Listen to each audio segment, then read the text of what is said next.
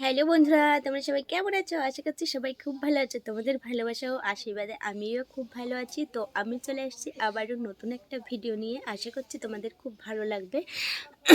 তো আজকে হচ্ছে 25 তারিখের পরে 26শে ডিসেম্বর। তো আজকে আমি আমার বরকে বললাম যে চলো একটু ঘুরতে যাই আমরা কোথাও, গিয়ে একটু খাওয়া দাওয়া করে আসি। আর বর বাবু আমাকে কী বললো জানো? বর বলল কি যে এখন বয়স হয়ে গেছে, এখন আর কোথায় ঘুরতে যাবো বলো? তো আমি তোমাকে যেখানে নিয়ে যাবো তুমি সেখানে যাবা তো? আমি বললাম হ্যাঁ যাবো, কেন যাবো না। তো তারপরে এই যে বরবাবু কি বলছিল জানো? তোমরা শুনে হয়তো অনেকেই অনেকেই আছো যে অবাক হয়ে যাবে, বা অনেকে অনেক অনেক রকম ভাবতে পারো, কিন্তু তবুও বর যেটা বলেছিল সেটা কিন্তু আমার খুবই ভালো লেগেছিল। তো যাই হোক, তাহলে চলো তোমাদেরকে বলেই দিই যে আমরা এখন যাচ্ছি কোথায়। তো আমরা এখন যাচ্ছি হচ্ছে মাঠে। বুঝতে পারছো? মাঠে যাচ্ছি। বর আমাকে বলছে যে তোমাকে আজকে মাঠে ঘুরতে নিয়ে যাব, যেটা সবাই করে না, সেটাই আমি তোমার সঙ্গে করব। তো চলো মাঠে গিয়ে তোমাদের সঙ্গে দেখা হচ্ছে। মাঠে যাওয়ার কথা শুনে অবশ্য আমি খুব খুশি হয়েছিলাম, কারণ আমার বিকালবেলার দিকে মাঠে যেতে খুবই ভালো লাগে।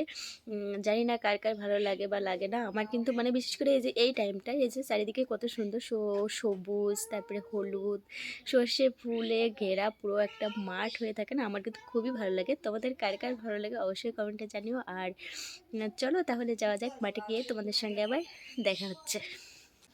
তো বন্ধুরা, এই যে চলে এসেছিলাম মাঠে। আর মাঠে এসে নিয়ে এখানে দেখো তাল গাছ থেকে তাল পাতা ঝুড়ে রেখে দিয়েছে, এই যে এখানে গর্তটা, এর উপরে উঠে আমি একটু ভিডিও করে নিলাম। আমার কিন্তু খুবই মজা লাগছিল।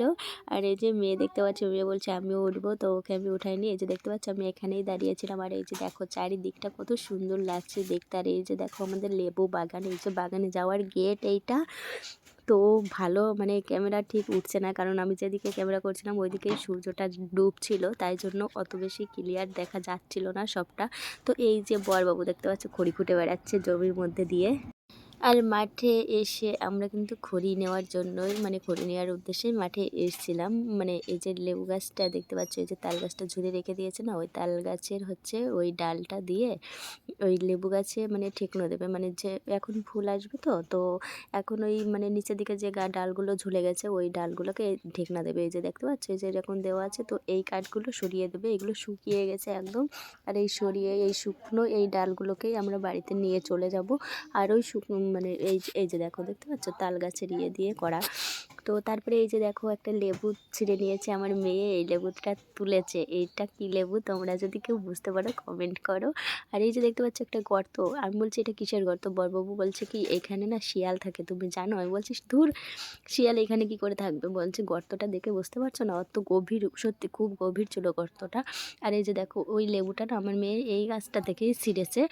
তো এইটা কি লেবু বলো তো? এটা হচ্ছে সেই মৌসুমী লেবুর মতো দেখতে, কিন্তু মৌসুমী লেবু নয় ওটা, ওটা হচ্ছে তোমার গন্ধরাজ লেবু ছিল। তো গন্ধরাজ লেবু গাছ 2-3টে আছে, আর সবগুলো ওই যে পাতি লেবু না কি লেবু একটা বলে, আমি অত বেশি জানি না। তো ওই যে দেখতে পাচ্ছ ছোটো ছোটো ওই লেবুগুলা, তো ওই লেবুর নাম কি আমি অত বেশি জানি না। কেউ কাগজের লেবু বলে, কেউ এই লেবুর অনেক অনেক নাম আছে, আমি জানি না। তো বাগানটা শেষ পর্যন্ত তোমাদেরকে ঘুরিয়ে দেখাতে পারলাম না, তো এখানে বসেই দেখিয়ে দিলাম বাগানটা। আর এই যে দেখো কচু গাছটা আমার মেয়ে লাথি দিয়ে ভেঙে ফেলেছে। তো কচুটা এখন ব্যাগে নিয়ে যেতে হবে বাড়িতে। এর মধ্যে কিন্তু কলা গাছ আছে, বাঁশ গাছ আছে, অনেক রকমের গাছপালা লাগানো আছে। যে দেখো টেনে তুলতেই পারছিল না, তারপরে তুলে নিল। তো এই যে দেখো আমরা এতগুলো খড়ি কুচিয়ে নিয়েছি।